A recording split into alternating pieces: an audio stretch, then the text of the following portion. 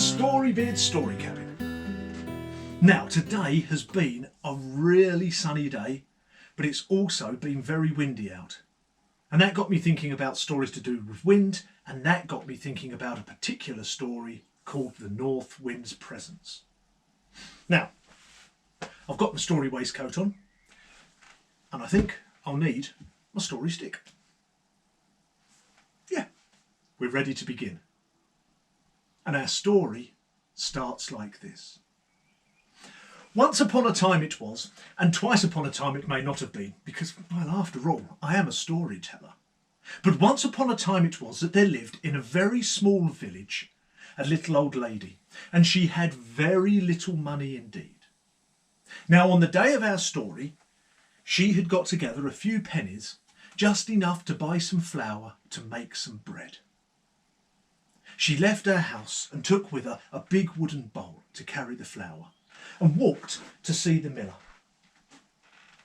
The miller was a kindly soul, so although the old lady only had enough money to really fill her bowl about halfway with flour, he filled it all the way to the top, and then put a cloth wrapped around it, in case the wind blew and took some of that flour away. The old lady thanked him profusely, said, "You're so kind, thank you so much," and started walking home. But halfway home, the north wind spied her out of the corner of his eye. Now, the north wind likes playing jokes and tricks on people more than anything else in the world. He spied her from the corner of his eye, and he came dashing down from the sky. He went round the old lady, blew in 3 enormous circles, got underneath that bowl, blew it high up into the air, and blew away not only the cloth, but every speck, every mote, every jot of flour, and the wooden bowl as well. The old lady knew that the miller had given her the last of his flour, that there was none more to be had. The only thing she could think to do was to go and have a word with the north wind. So she went back to her house. She put on a coat and she took a walking stick like this, and she started heading north. She walked for 3 days and 3 nights. And after 3 days and 3 nights, she came to the foot of a mountain, and she climbed for 3 hours. After climbing up the mountain for 3 hours, she came to a great cave mouth that was pitch black, but she wasn't afraid. She strode into that cave, up towards the back, and there, sitting on an enormous stone seat, was the north wind. "Well, old lady, what do you want?" he said. The old lady looked at him and said, "You blew away all of my flour." "Yes, I know," said the north wind. "It was a good joke, a good trick. It made me laugh." "Well," said the old lady, "that flour was going to make bread, and that bread was going to be all I had to eat. Now, because of you, I may well starve." "What?" said the north wind. "Starve? No, we can't have that. No, I'm very sorry."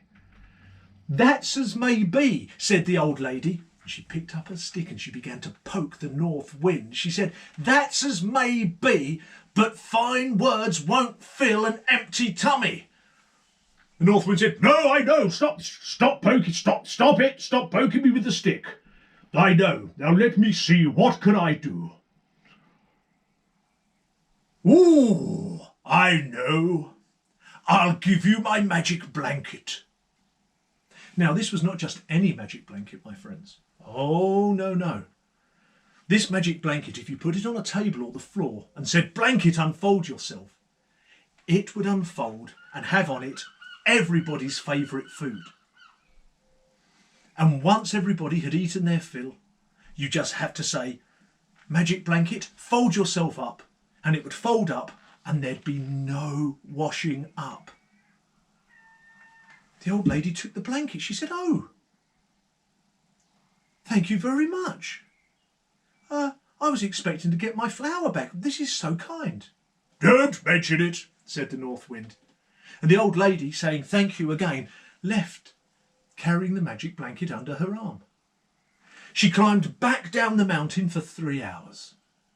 Now, I don't know about you, but if I'd walked for 3 days and 3 nights and climbed 3 hours up a mountain and 3 hours down a mountain, I'd be pretty tired. The old lady certainly was. She went to the nearest town, to an inn. An inn is just a place like a pub or a hotel where you can have food and drink and a room to stay in for the night. She went to the innkeeper. She said, "Mr. Innkeeper, I don't have any money, but if you could give me a room for the night for free, I will feed all of your guests at no cost."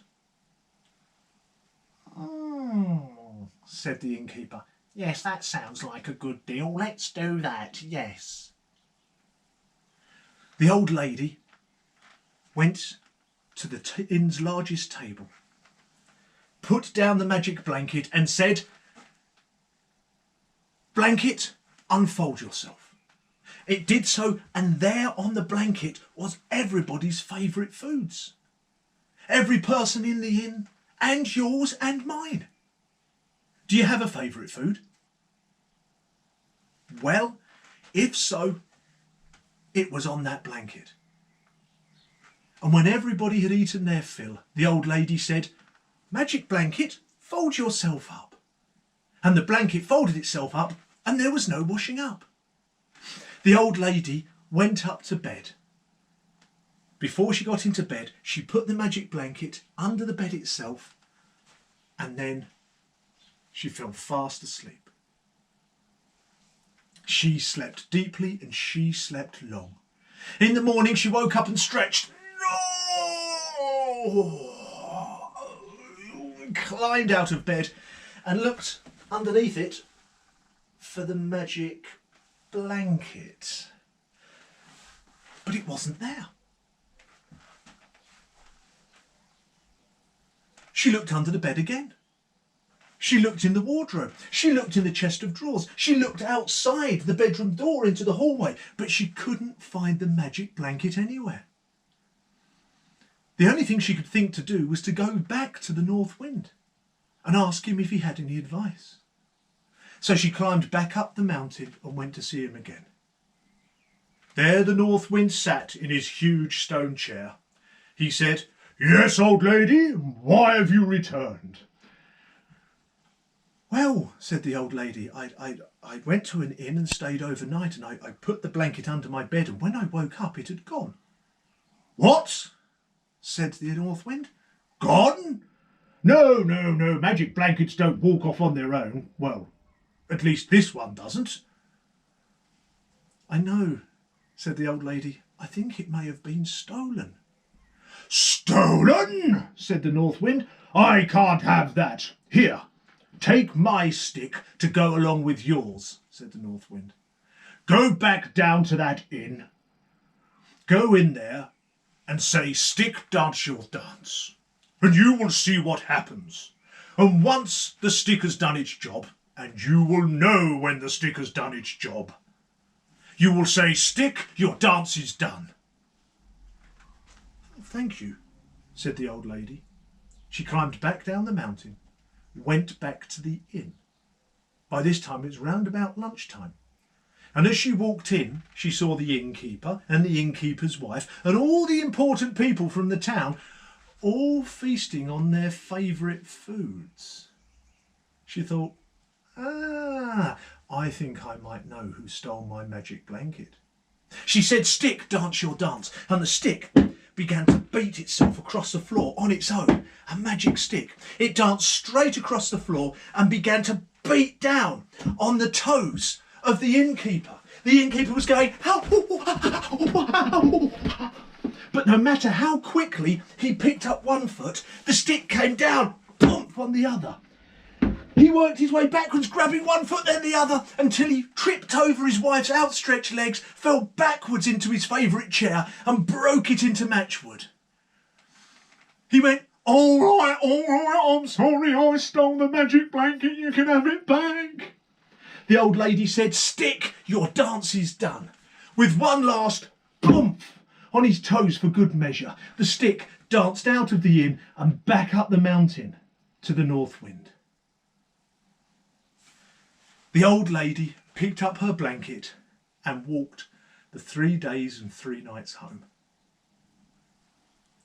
And I'm pleased to tell you, my friends, that from that day on, neither the old lady, nor her friends or neighbours, nor the miller, who'd been very kind to her, ever went hungry again.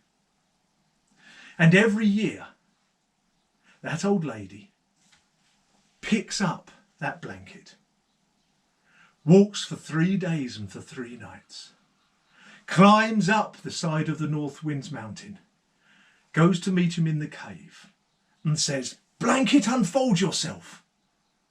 And the North Wind and the old lady sit down and feast on everybody's favourite foods. His, hers, yours and mine. And that, my friends, brings the story of the North Wind's presence to an end. Thank you for coming and joining us here in the Story Cabin. There are more stories on the YouTube channel, so please do keep checking back. See you very soon for another tale.